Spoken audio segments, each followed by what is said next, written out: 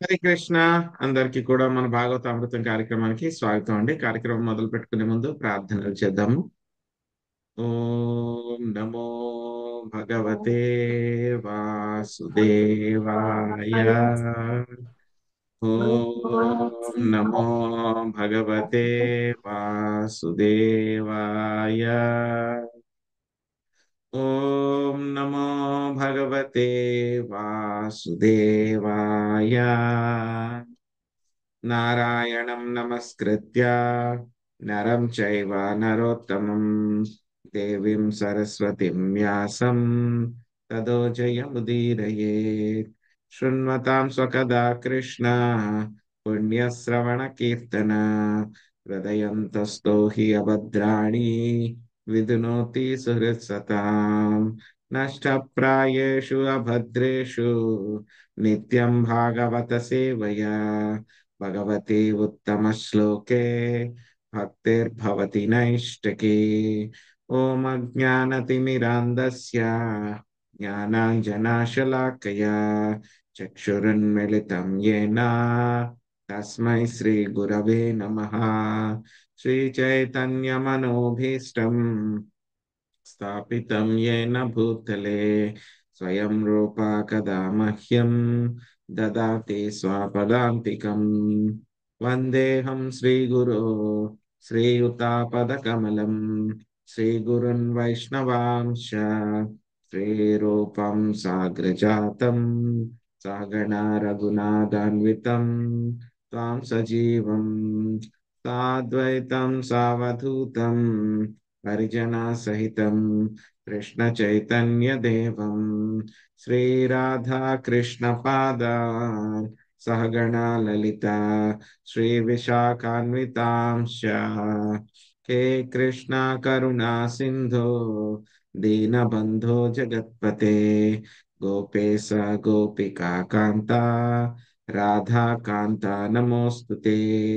తప్త కాంచన గౌరాంగీ రాధే వృందావనేశ్వరి వృషాభానుసుతే దేవి ప్రణమామి హరిప్రిये. వాంఛాకల్పతరుభ్యశ్చ కృపా సింధుభ్య ఏవ చ పతితానాం పావనేభ్యో వైష్ణవేభ్యో నమో నమః. జయ శ్రీ కృష్ణ చైతన్య ప్రభు నిత్యానంద శ్రీ అద్వైత గదాధర శ్రీవాసాది గౌరభక్త వృంద. హరే కృష్ణ కృష్ణ కృష్ణ హరే హరే హరే రామ రామ రామ రామ హరే హరే.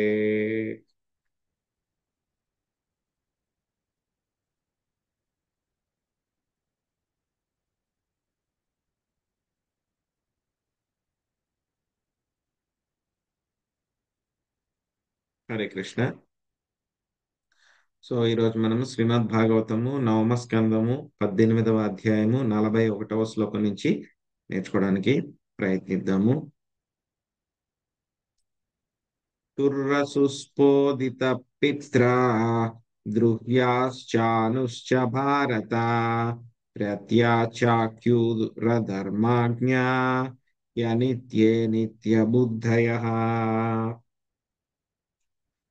అపృచ్ఛత్తనయం పూర్వం వయసోనం గుణాధికం నత్వమగ్రజనద్వత్సా మాం ప్రత్యాఖ్యాతుమర్హసి. లక్ష్మీ శ్రీనివాసులు మాతాజీ ఈ రెండు శ్లోకాల అనువాదం చదవండి. హరే కృష్ణ ప్రభుజీ దండవత్ ప్రణామాలు. పరీక్షణ్ మహారాజా యయాతి అదే విధముగా తుర్వసుడు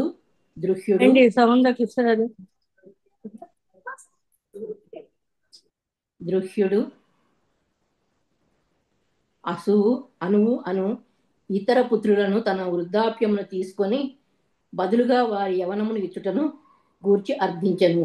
కాని అధర్మజ్ఞులైనందున వారు తమ క్షణ భంగురమగు యవనమును శాశ్వతమని తలుచిన వారై తండ్రి ఆజ్ఞను తిరస్కరించిరి. 42. పిదప యయాతి ఆ ముగ్గురు సోదరుల కన్నను కనిష్ఠుడైనను యోగ్యుడైనట్టి పురువుని పూర్వునితో, వత్స, నీ జ్యేష్ఠ సోదరుల వలె అవిధేయుడో కారాదు, అది నీకు ధర్మము కాదు అని అర్థించను. హరే కృష్ణ ప్రభు.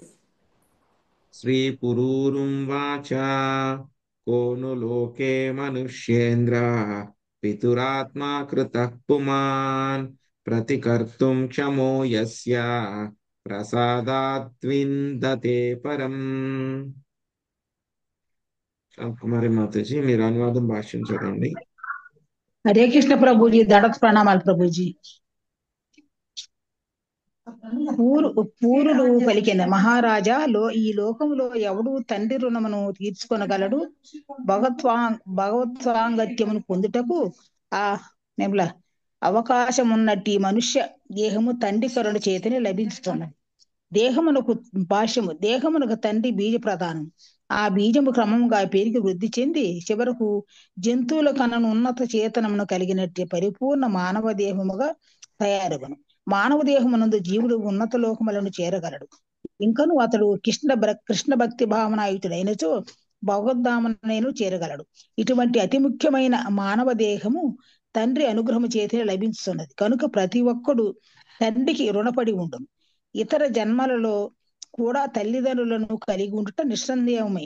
పిల్లులకు, కుక్కలకు కూడా తల్లిదండ్రులు ఉన్నారు. కానీ మానవ జన్మైంది తల్లిదండ్రులు తమ పుత్రునికి భక్తునిగా నగుటకు నేర్పి మహత్తర వరమును ప్రసాదించగలరు.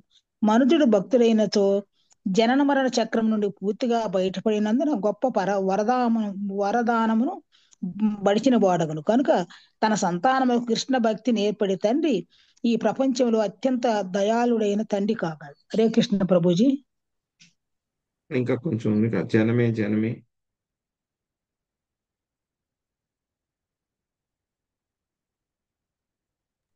ఇంకా ఉంది మాతాజీ. శాంతకుమారి మాతాజీ, కింద ఇంకా 4 లైన్లు ఉన్నాయండి. హరే కృష్ణ మాతాజీ. మ్యూట్ లో ఉన్నారు. మ్యూట్ లో ఉన్నారు మాతాజీ. అన్మ్యూట్ చేసుకోండి మాతాజీ.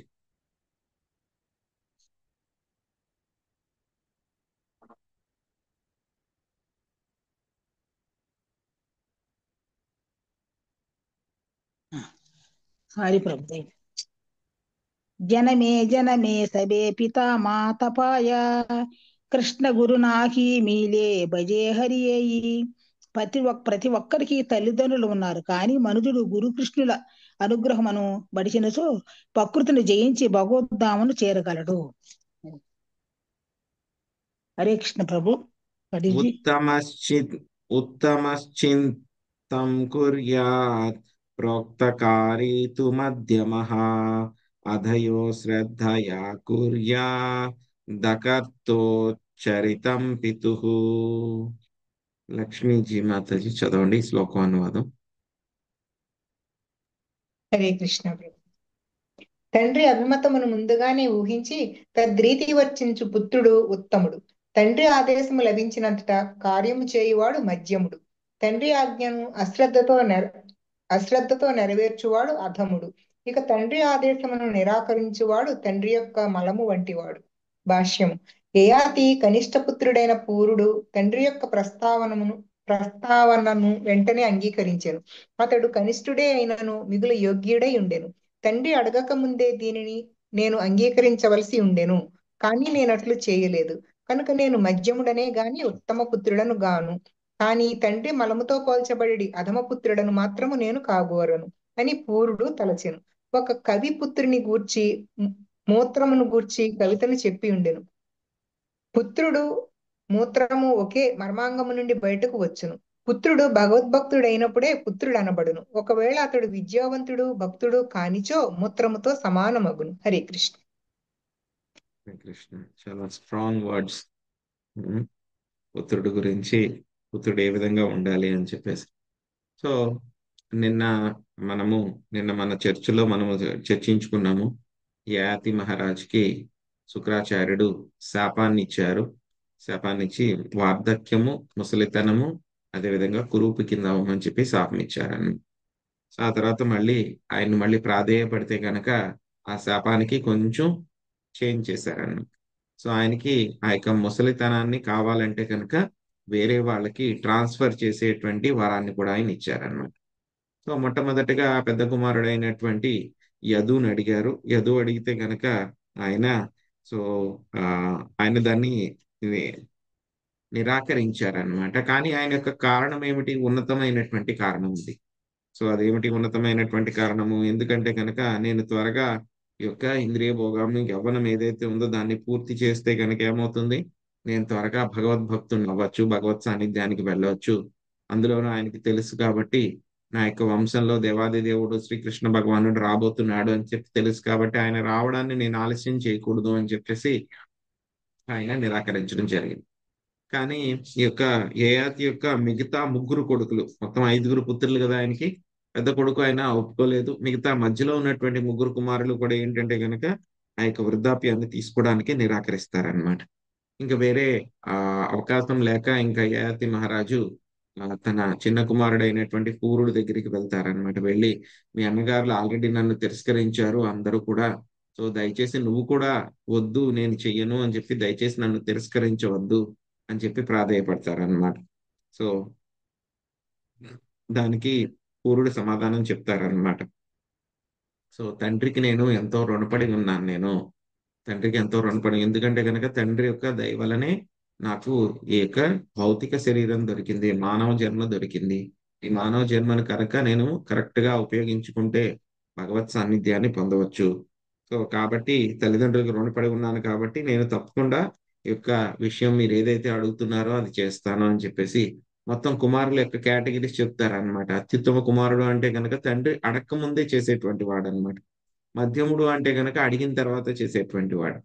సో అందరికన్నా ఇంకా అధముడు అని అంటే గనక ఆయన తండ్రి చెప్పిన తర్వాత అశ్రద్ధతోటి ఇష్టం లేకపోయినా సరే చేసేటువంటి వాడు అధముడు అనమాట. ఇంకా అసలు చెయ్యనటువంటి వాడు ఏంటంటే కనుక తండ్రి యొక్క మలం లాంటి వాడు. సో నేను ఉత్తమ పుత్రుడిని కాకపోయినా సరే మీరు అడిగిన తర్వాత చేస్తున్నాను కాబట్టి నేను మధ్యముడిని అని చెప్పేసి పూరుడు చెప్పడం జరుగుతుంది అనమాట. ఇతి ప్రముదితా పూరుః ప్రత్యగృహ్ణాజ్జరా పితుః సోపి తద్వాయసా కామాన్ యథావజ్జుజుషే నృపా సప్తద్వీపాపతిః సమ్యక్ పితృవత్ పాలయన్ ప్రజా యథోపజోషం విషయా జుజుషే జుజుషే వ్యాహతేంద్రియా. ప్రభావతి మాతాజీ 2 శ్లోకాలు అనువాదం చదవండి. హరే కృష్ణ ప్రభుజీ. సుఖదేవ గోస్వామి ప్రభుజీ ఎన్నో శ్లోకం ప్రభుజీ? 45 మాతాజీ. ఓకే, హరే కృష్ణ మాతాజీ. హరే కృష్ణ ప్రభుజీ, దండోత్ ప్రణామాలు.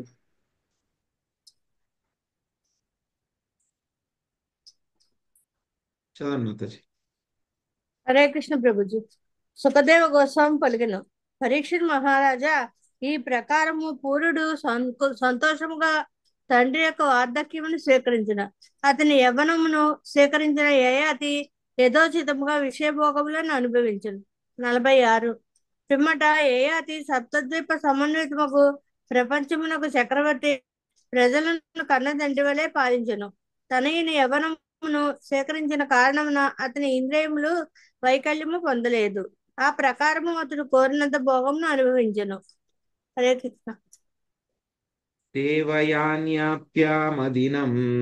మనోవాగ్దేహ వస్తుభిః ప్రేయస పరమాం ప్రీతి మువాహ ప్రేయసీరః అయజద్యజ్ఞ పురుషం క్రతుభిర్భూరి దక్షిణై సర్వదేవామయం దేవం సర్వవేదామయం హరిం. శశికళ మాతాజీ 2 శ్లోకాలు అనువాదం చదవండి. 47, 48 ప్రభుజీ. ఎస్ మాతాజీ. 47 అతని ప్రియమైన పత్నియగు దేవయాని కూడా మనోవాఖ్యానం చేతను వివిధ వస్తు సామగ్రి చేతను ఏకాంతమున భర్తకు సాధ్యమైనంత పరమానందమును కలుగు చేయుచుండే. 48 యయాతి పలు యజ్ఞములను నిర్వహించి సర్వవేదమయుడు నగు శ్రీహరి ప్రీత్యర్థము బ్రాహ్మణులకు భూరి దక్షిణల నొసగెను. హరే కృష్ణ ప్రభుజీ, ధన్యవాదాలు. యస్మిన్నిదం విరచితం వ్యోమ్ని వా జలదావలిః నానేవా భాతి నా భాతి స్వప్నమాయా మనోరథః. వాసవి మాతాజీ అనువాదం భాష్యం చదవండి శ్లోకం.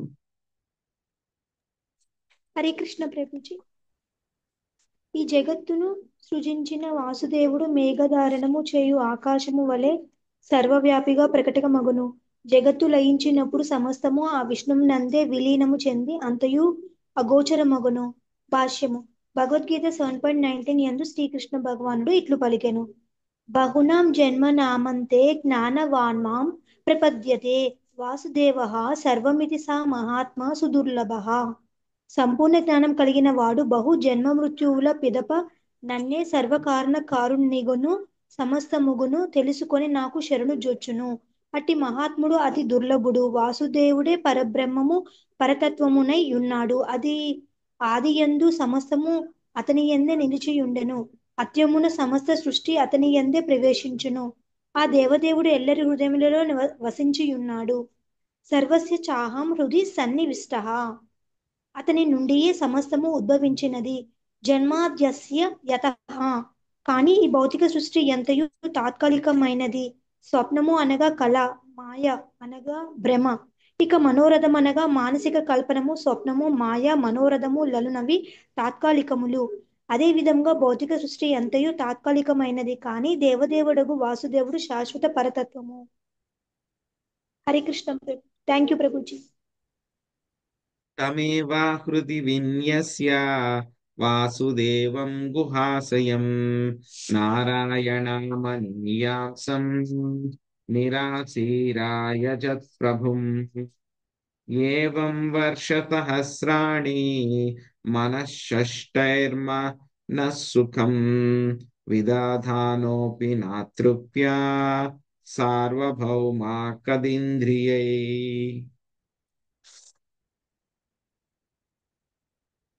సుబ్రహ్మణ్య ప్రభుజీ 2 శ్లోకాలు చదవండి. హరే కృష్ణ ప్రభుజీ. ఎల్లరి హృదయములలో నారాయణునిగా నిలిచియున్నవాడు సర్వత్రా నెలకొని ఉన్నను. దృష్టికి అగోచరుడునగు భగవంతుని యయాతి మహారాజు భౌతిక వాంఛారహితుడై ఆరాధించెను. భాష్యం. యయాతి మహారాజు బాహ్యమునకు అమిత భౌతిక భోగానురక్తుడై ఉన్నట్లు గోచరించినను అంతరమున భగవంతుని నిత్యదాసుడు కావాలననియు యోచించుచుండెను. 51.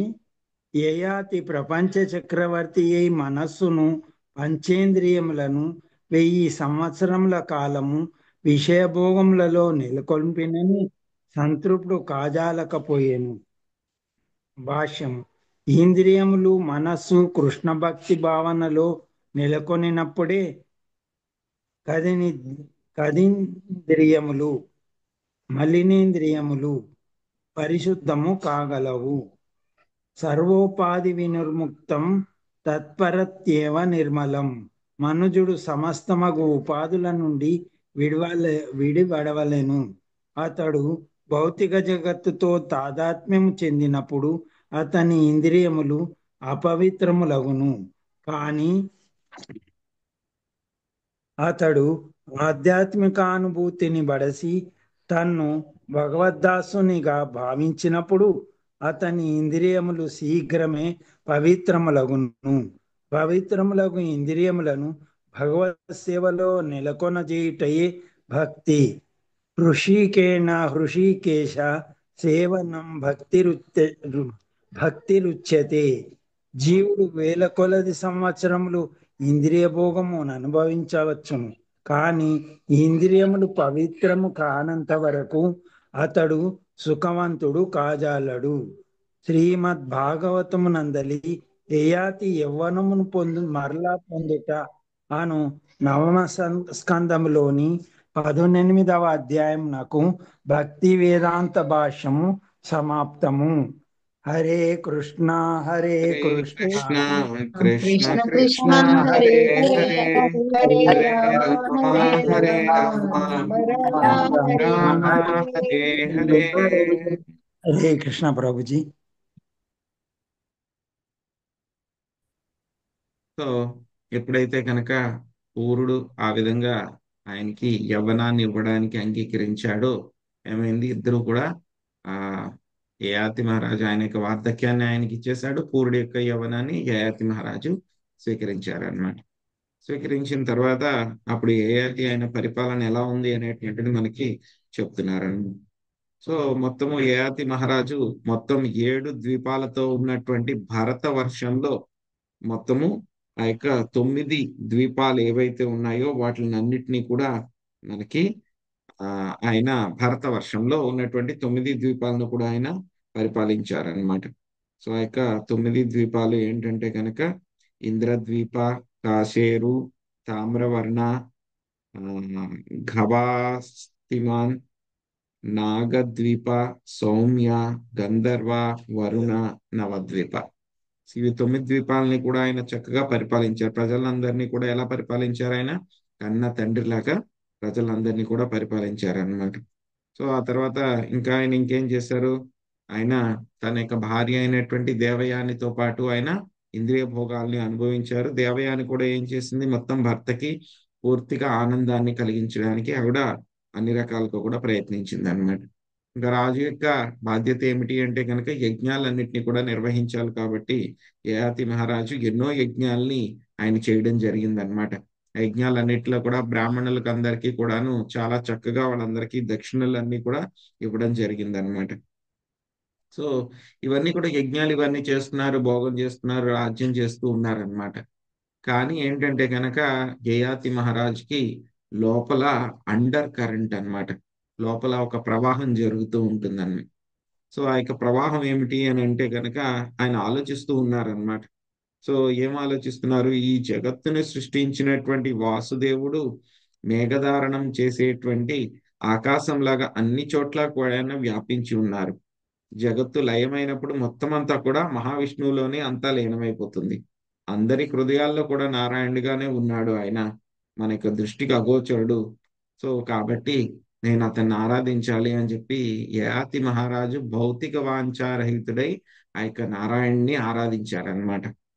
సో బయటికి అందరికీ కూడా ఏం ఎలా కనిపిస్తుంది అని అంటే కనుక ఆయన ఇంద్రియ భోగాలు అనుభవిస్తున్నారు, భార్యతో సంభోగిస్తున్నారు, రాజ్యాన్ని అనుభవిస్తున్నారు అన్నట్టు అనిపిస్తూ ఉంటుంది అనమాట. కానీ ఆయన లోపల లోపల ఏం ఆలోచిస్తూ ఉన్నారు? ఆయన ఏ విధంగా నేను ఆ యొక్క నారాయణ్ణి చేరుకోవాలి, ఆ నారాయణుడికి నేను ఏ విధంగా శరణాగతుడిని అవ్వాలి అని చెప్పి ఆ యొక్క విషయం గురించి ఆయన మనసులో ఆలోచిస్తూ ఉన్నారనమాట.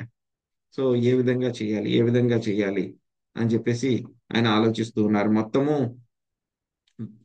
ఆ, ఆయన 10,000 సంవత్సరాల కాలం మొత్తము ఆయన ఆ విధంగా రాజ్యాన్ని అంతా కూడా పరిపాలించినా సరే ఆయన ఇంద్రియాలకి తృప్తి అనేటువంటిది దొరకలేదన్నమాట. ఇంద్రియాలకి తృప్తి అనేది కానీ సంతోషం అనేటువంటిది కానీ దొరకలేదన్నమాట. ఎందుకంటే కనుక ఇంద్రియాలకు అధిపతి అయినటువంటి హృషికేశుడు. ఎప్పుడైతే కనుక ఆ ఇంద్రియాలని మనం హృషికేశుని యొక్క సేవలో ఉంచితే మాత్రమే ఆ యొక్క ఇంద్రియాలు సంతృప్తి చెందుతాయి. లేకపోతే మనం ఎంత ప్రయత్నించినా సరే ఆ ఇంద్రియాలకి సంతృప్తి చెందవన్నమాట. హృషికేశ సేవనం భక్తి ఉచ్యతే. సో ఆ యొక్క హృషికేశుడి యొక్క సేవ మాత్రమే దాన్ని ఏమంటారు మనం? భక్తి అని చెప్పి చెప్పబడుతుంది అనమాట. సో ఎప్పుడైతే కనుక మన యొక్క ఇంద్రియాలను తీసుకుని వెళ్ళి ఆ యొక్క హృషికేశుడు భగవంతుడి యొక్క సేవలో పడితే కనుక ఏమవుతాయి? ఇంద్రియాలన్నీ కూడా ప్యూరిఫై అవుతాయి, పరిశుద్ధం అవుతాయి అన్నమాట. ఎప్పుడైతే కనుక పరిశుద్ధం అవుతాయో అప్పుడే అవి నిజంగా సంతోషాన్ని ఇవ్వగలవు, సంతృప్తిగా ఉంటాయి అన్నమాట. ఈ విధంగా యయాతి మహారాజు ఆయన 1000 సంవత్సరాలు పరిపాలన చేస్తూ ఉన్నాడు, అంతా అనుభవిస్తున్నాడు, ఆనందం ఇస్తున్నాడు, కానీ ఆయనకి ఎక్కడో మజా రావట్లేదు ఇంకా. సో ఎంత చేసినా సరే ఆయనకి ఆ యొక్క సాటిస్ఫాక్షన్ అనేది కానీ, సంతృప్తి అనేటువంటిది కానీ, సో పరిపూర్ణత అనేటువంటిది కానీ ఆయనకి ఏమీ రావట్లేదు ఆయనకి.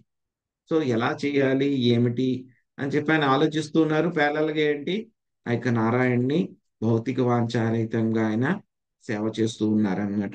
సో ఇలాగా 1000 సంవత్సరాలు గడిచాయి. సో అప్పుడు ఏం జరిగింది అనేది మనం తర్వాత అధ్యాయంలో చూద్దాం.